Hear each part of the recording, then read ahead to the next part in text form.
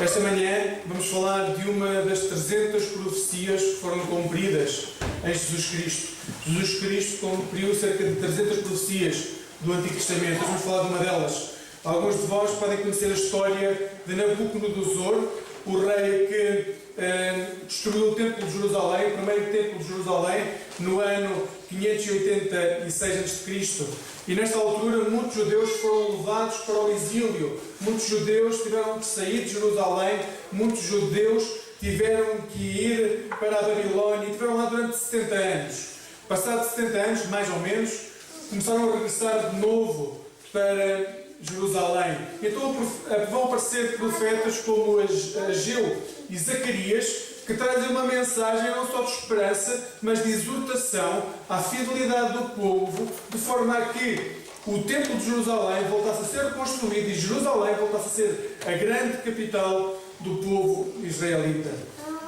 O profeta Zacarias é um visionário naquilo que diz, mas é um profeta que vai trazer uma das profecias mais bonitas e também aquela que só lemos metade. Nós normalmente nesta profecia só lemos metade da profecia e por isso às vezes não compreendemos o ponto de vista dos judeus. Esta manhã vamos ler o texto em Zacarias 9 que fala sobre o Rei da Paz, que vem anunciar a paz às nações. O convite já havia vindo em Zacarias 9, 9 a 17.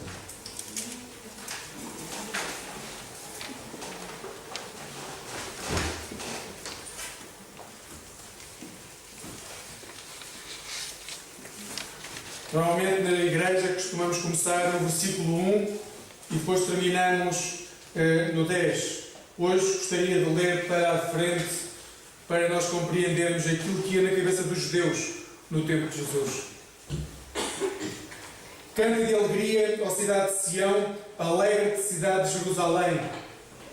Olha o teu rei que chega justo e vitorioso, humilde e montado num jumento, no filho de uma jumentinha. Ele destruirá os carros de guerra de Efraim, os cavalos de Jerusalém e os arcos de guerra. Estabelecerá a paz entre as nações, dominará desde o mar até ao outro, desde o Eufrates até ao fim do mundo. Assim diz o Senhor: por causa da minha aliança convosco, confirmada pelo sangue dos sacrifícios, eu libertarei aqueles dentre vocês que se encontram prisioneiros, como no fundo de um poço sem água. Vocês que ainda mantêm a esperança, voltem do cativeiro. Regressem à vossa cidade, de novo fortificada, e eu vos recompensarei a dobrar. Hei de utilizar Judá como um arco de guerra, Efraim como uma flecha. São como se fosse uma espada de um herói. Levantarei os seus homens contra os da Grécia. O Senhor há de manifestar-se ao seu povo, lançará as suas flechas como raios, fará ecoar a trombeta e avançará desde o sul, no meio da tempestade. O Senhor Todo-Poderoso protegerá os seus que hão de calcar as pedras daqueles que as arremessam com as suas fendas. Farão correr o sangue dos seus inimigos, como se fosse vinho, ou como o sangue dos sacrifícios que se coloca em vasos, para aspergir os cantos do altar. O Senhor Deus salvará então os seus, como um pastor salva o seu rebanho, como pedras preciosas de uma coroa. Eles brilharão na sua própria terra, que será fértil e bela. Produzirá o trigo e o vinho, que darão vigor à juventude. Até aqui a palavra que nos é trazida pelo profeta Zacarias nesta manhã e que vai ser usada para a nossa meditação nesta manhã. Vamos orar. Senhor Deus, nesta hora pedimos que esta palavra possa ser palavra no nosso coração e nós possamos retirar da Tua palavra a Tua vontade para nós. Fala-nos, Senhor. Chama-nos para Ti. Transforma a nossa vida. Aproxima-nos de Ti. Por Cristo Jesus. Amém.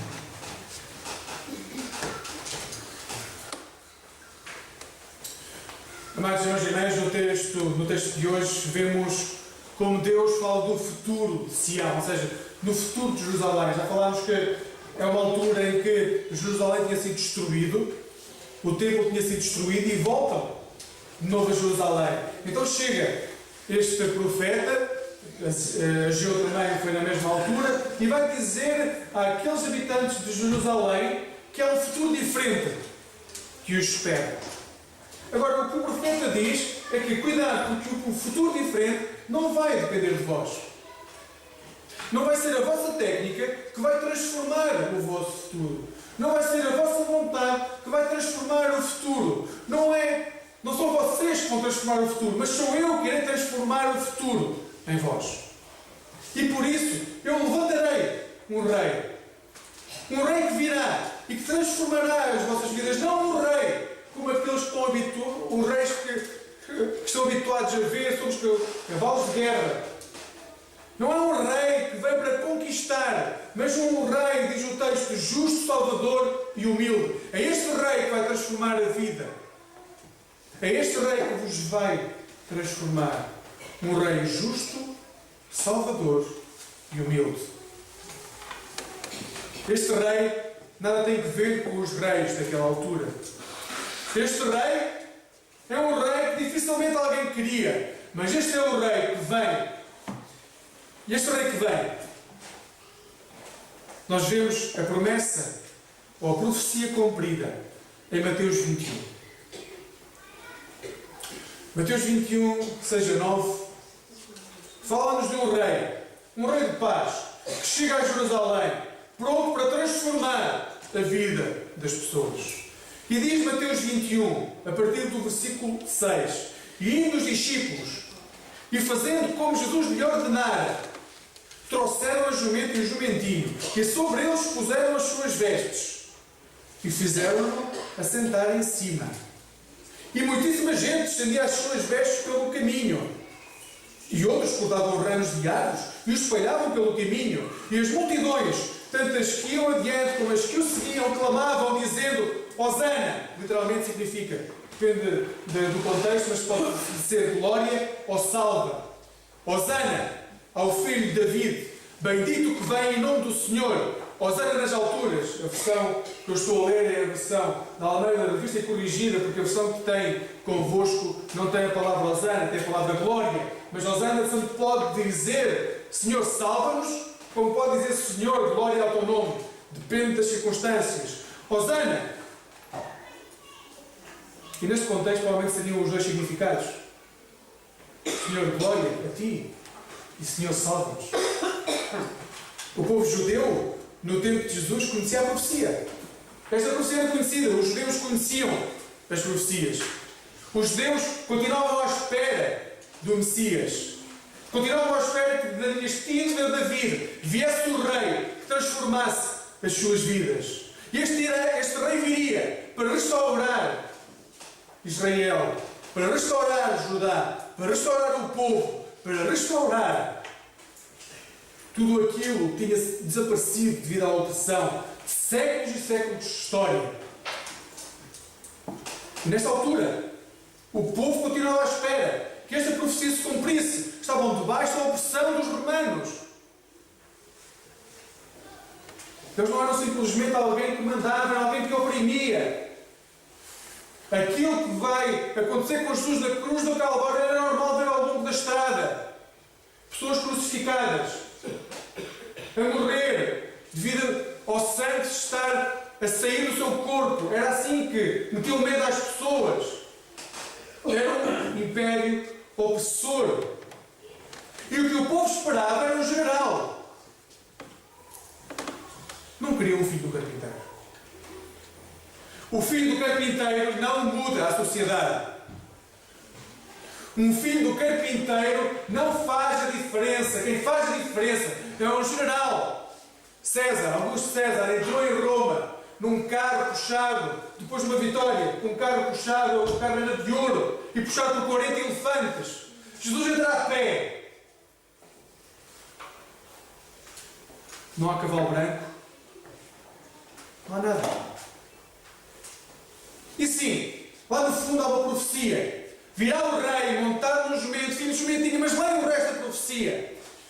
É que o texto também diz: esse rei virá e Deus usará Judá como um arco e Efraim como uma flecha e atingirá os seus inimigos que serão destruídos. O seu sangue será aspergido sobre a terra. Nós gostamos da primeira parte.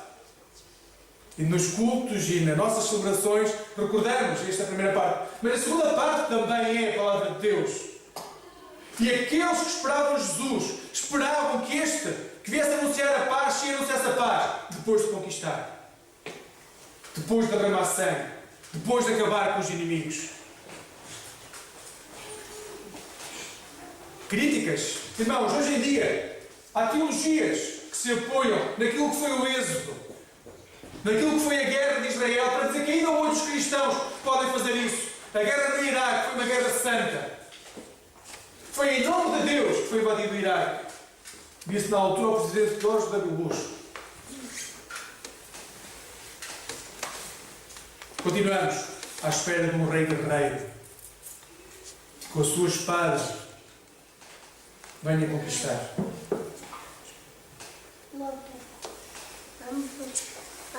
Esquecemos que o rei que vem num jumento, filho de uma jumentinha, anunciar a paz às nações. Muitas vezes esquecemos a segunda parte e por isso não compreendemos os judeus. Porque esquecemos que Zacarias anuncia o rei assim também. Mas o texto que hoje encontramos recorda-nos quem é o nosso rei. Hoje em dia, quando ligamos a televisão, o que é que vemos? Vemos países teoricamente cristãos a querer expulsar estrangeiros.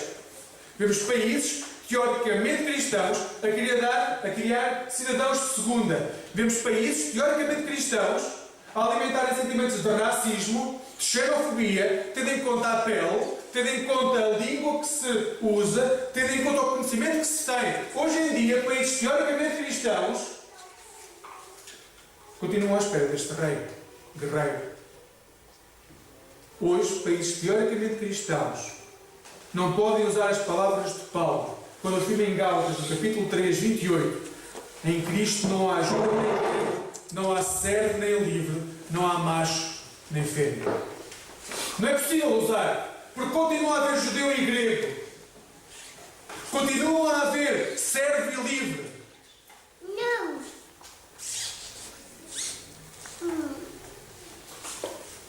Sabem que só na segunda metade do século XX é que foi abolida totalmente apenas a possibilidade dos Estados Unidos terem escravos. Continuamos a ser países teoricamente cristãos, mas na prática extremamente discriminatórios. E depois pensamos, não, mas as igrejas são melhores. Nós somos o bastião da verdade. Nós somos as igrejas espalhadas pelo mundo, aquelas que continuam a ser testemunho fiel de Cristo. O problema é que as igrejas estão impregnadas da cultura que as rodeia. E moldamos a nossa teologia àquilo que a sociedade vai dizendo. E dentro das igrejas continua a haver ódio, continua a haver incompreensão. E vemos os cristãos a ter os mesmos sentimentos que destroem a vida das pessoas dentro das igrejas, como se têm fora das igrejas. Ou quando não temos dentro das igrejas, depois não conseguimos eliminar isso das nossas famílias, dos nossos trabalhos. Porque somos impregnados da cultura que está ao nosso lado, que nos diz: é normal, é possível. A justiça mede-se por aquilo que nós podemos retirar das nossas ações. E se o Estado diz que nós podemos, não há mal nenhum em fazê-lo. E depois temos por esse mundo fora cristãos a atacarem-se mutuamente. Eu sei que há muitos irmãos brasileiros connosco e não vou falar de política, mas é lamentável ver como atualmente no Brasil se ataca um e outro lado simplesmente por que se escolheu uma cor política. Sabem, eu em Portugal lembro perfeitamente de muitos erros, quer da direita, quer da esquerda. E no dia que nós optámos por um lado, deixamos de ser irmãos do outro lado e fazemos como o Raj, vamos ter que dizer: ou tu mudas ou eu não sou teu irmão. Ou tu pensas como eu, ou eu não vou ser teu irmão. E, lamentavelmente, a sociedade que nós vivemos faz-nos ter que escolher. E nós caímos nessa armadilha. E escolhemos. E maltratamos as pessoas. Como cristãos, é a nossa obrigação, onde quer que estejamos, mudar todo e qualquer governo para que possa ser igual a Cristo. Todo e qualquer governo, não há nenhum governo perfeito. Podia dizer-vos, quer da direita, quer da esquerda, como é que meteram este país onde ele está agora. Não tem a ver com questões políticas, tem a ver com questões de poder.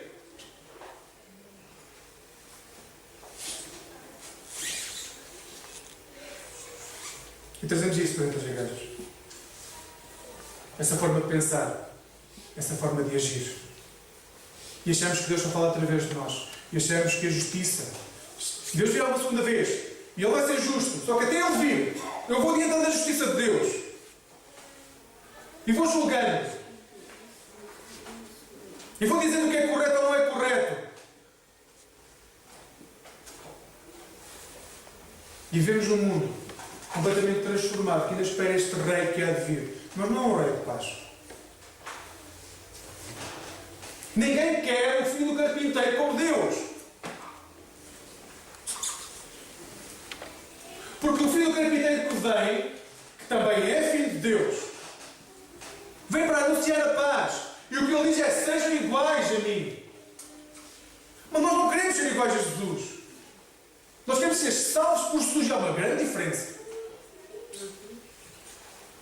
Uma coisa é ser igual a Jesus, outra coisa é ser salvo por Jesus. Salvo por Jesus, todo o cristão quer ser igual a Jesus. Dá mais trabalho. Muito mais trabalho.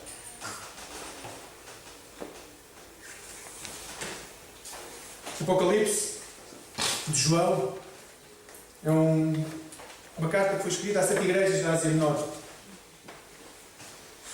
E em todas as igrejas, em todas essas igrejas, nós podemos ver semelhanças connosco.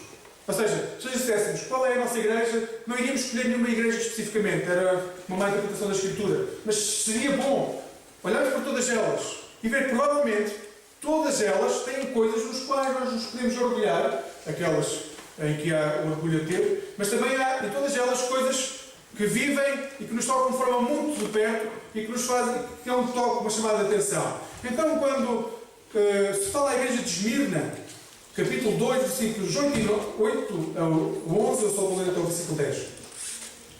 Apocalipse de João 2, 8, e vou ler até ao 10, apesar dessa advertência de ser até ao 11.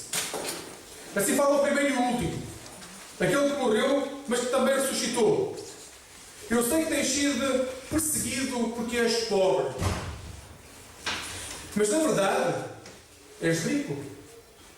Sei que aqueles que se dizem judeus têm espalhado calúnias contra ti. Eles não são judeus, mas sim uma sinagoga de Satanás. Não tenhas medo do que has de sofrer. O diabo vai lançar alguns de vós na prisão para serem postos à prova e onde sofrer tribulações durante 10 dias. Mantém-te fiel, mesmo que seja preciso morrer, e eu te darei a coroa da vida eterna, na recompensa. É isto que vai fazer o Rei com quem nós esperamos. Ele vai dizer-nos que o galardão eterno não é dado por ninguém. Temos que nos manter fiéis à missão, à palavra de Deus. E em todos os lugares, todos nós passamos pela tentação de sermos sinagoga de Satanás. Todos nós. Sempre que a nossa língua se levanta contra, sempre que criamos a discórdia, nós estamos a ser sinagoga de Satanás, mas não gostamos de ouvir isso. Eram os judeus que estavam dentro da igreja. E o Apocalipse chama a atenção. Cuidado. Cuidado com o ouvir. Cuidado com as ações. Nós queremos acelerar a chegada de Cristo. Mas o Rei que vem é um Rei de paz. É um Rei que pega na comunidade, como vimos já há pouco, e a abraça. É um Rei que chora com os que choram. É um Rei que acompanha a segunda milha, quando nós nem metade da milha somos capazes de caminhar. É um rei que abraça no meio das necessidades. E é um rei que coloca a mão no meio da doença. Isso é o mais importante de ser igreja de Cristo. É quando começamos a partilhar a vida uns dos outros. Se não partilhamos a vida, nós estamos a partilhar Cristo. Sabem que é possível ser teólogo sem ser cristão. É quando nos tornamos teóricos da fé. É possível conhecer muito bem a Bíblia e não acreditar em Cristo. Mas como nos lembra o livro do Apocalipse, mantém-te fiel e a coroa da vida é para ti. Os judeus no tempo de Jesus queriam um Salvador, mas queriam um Salvador que viesse conquistar. Hoje nós queremos um Salvador, mas queremos um Salvador que responda às nossas necessidades. Mas ele continua a vir exatamente da mesma forma. Humilde, Salvador. Quem é este rei? Napoleão? Concordemos ou não com aquilo que foi Napoleão, nos seus diários tem várias frases sobre Jesus. Em duas delas ele diz: com todos os meus exércitos e generais, durante um quarto de século, não consegui subjugar um único continente. E esse Jesus, sem a força de armas, vence os povos e as culturas há mais de 2000 anos. E esse Jesus, sem a força de armas, vence os povos e as culturas há mais de 2000 anos. Noutra citação, ele diz, ou é atribuído a ele: Alexandre, César, Carlos Magno e eu fomos fundadores de grandes impérios. Mas à base de que é que firmamos esse nosso gênio? À base da força. Só Jesus Cristo fundou o seu reino à base de amor. E até hoje, milhões de homens morreriam por ele. E até hoje, milhões de homens e mulheres, pessoas, morreriam por ele. Porque fundou o seu reino à base de amor. E este é o rei que vem governar as nossas vidas. Um rei que mudou a vida de milhões de pessoas, porque é a encarnação visível do Deus invisível. Hoje vemos igrejas cristãs a apelarem a uma grande santidade, mas enquanto não caminharem com Jesus, continuarão sozinhos. Igrejas continuarão sozinhas a proclamar uma mensagem que só é delas. Uma mensagem que não é de Cristo. Há uma imensidão de cristãos a precisar de conhecer Jesus. As igrejas são cheias de pessoas que precisam de conhecer Jesus. O encanto da conversão há 20, 30 anos, ou desde que nascemos, vai-se perdendo.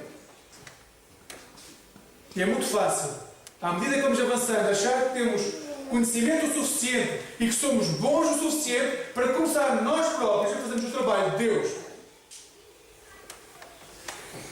E excelente, querem fazer o trabalho de Deus? Façamos o trabalho de Deus, amemos quem está ao nosso lado. Ponto. É esse o trabalho que Deus tem para nós. Amar quem está ao nosso lado. Tudo o que passa daí já é fazer o trabalho que só pertence a Deus. Amem quem está ao vosso lado. Abracem quem está ao vosso lado. Respeitem quem está ao vosso lado. A justiça vem de Deus. A semana passada, uma frase ficou no meu ouvido, que foi: é Deus que justifica. É Deus que justifica. Hoje há cristãos a precisar de ser abraçados por Cristo. Hoje há cristãos a precisar de encontrar Jesus no seu caminho. Hoje há muitos discípulos, como os discípulos de Emaús. Conhecem a história dos discípulos de Emaús? Os discípulos estavam em Jerusalém e tiveram que sair. Estavam cansados de esperar. Jesus nunca mais aparecia. E então vão para Emaús. E nesse caminho para Emaús encontram um homem. E a esse homem, o que eles dizem é: na realidade, nós não queremos nas palavras das mulheres que dizem que ele ressuscitou, porque ele não apareceu. O túmulo está vazio, ele morreu. E com ele morreu o nosso sonho de sermos bons cristãos e bons discípulos. Assim, vamos sair de Jerusalém. Vamos à nossa vida. E hoje em dia, nós cristãos, muitas vezes encontramos Jesus no passado, mas já estamos a caminho de Emaús a dizer: foi um sonho bonito, mas na realidade não é aplicável. O sonho desmorona-se. E precisamos de novo ser abraçados por Jesus. O texto de hoje é para cada um de vós. É para mim. Qualquer vazio que possamos sentir só pode ser preenchido pelo Rei de Paz. O amor que um dia confessaram, e voltamos agora aos Zacarias, isso ao início. Sabem como é que a nossa vida vai mudar? Alegra-te, Sião, alegra-te, Jerusalém, o teu Rei está a chegar. Alegremos-nos na palavra do Senhor. Quando a nossa vida está um bocado, irmãos, não estará pior do que a vida daqueles que vivem em Jerusalém. A vida daquelas pessoas estava na mais pura e completa miséria. A cidade devastada. Não havia nada, não havia trabalho, não havia nada. Viram fotografias do Kosovo durante a guerra? Seria mais ou menos assim, tudo devastado. E o que é que nos diz o texto através do profeta? Alegrem-se. Porque a vossa alegria não depende daquilo que têm, não depende daquilo que estão a viver, depende de Cristo. Ele diz o Senhor. Alegra-te, Igreja Lisbonense, porque o teu Salvador está a chegar. Alegra-te, Igreja Lisbonense, porque só esse Rei pode mudar a tua vida. Alegra-te, Igreja Lisbonense, e une-te na proclamação da mensagem da salvação. Alegra-te, porque desde o Oriente até o Ocidente há um único Rei que é sobre a vida e sobre a morte, e é Jesus Cristo, o nosso Senhor e Salvador. Que neste domingo de Ramos, todo o coração dorido possa ser curado, e a palavra de Deus possa ser elevada a partir do nosso coração. Que o louvor possa mostrar a gratidão pelas imensas bênçãos com as quais temos sido regados ao longo de décadas de história como igreja e de ano mais, ano menos, que é a nossa vida pessoal, depende de quando conhecemos Jesus. Mas todos nós somos regados constantemente pelas bênçãos de Deus. Amados irmãos e irmãs, nenhum cristão pode ser instrumento de opressão. E todos os cristãos têm de estar preparados para servir o reino de Deus, seguindo o exemplo de Jesus. É isso que temos de aprender como igreja. Seguir o bom exemplo de Jesus. E possamos nós, neste domingo, encher o nosso coração de alegria pela dádiva de termos um rei que vai montado num jumento e que, mesmo sendo conhecido como sendo o filho do carpinteiro, é o Filho de Deus, o nosso Senhor e o nosso Salvador. Que Deus nos dê a sua graça e Ele possamos sempre render honra e glória. Amém.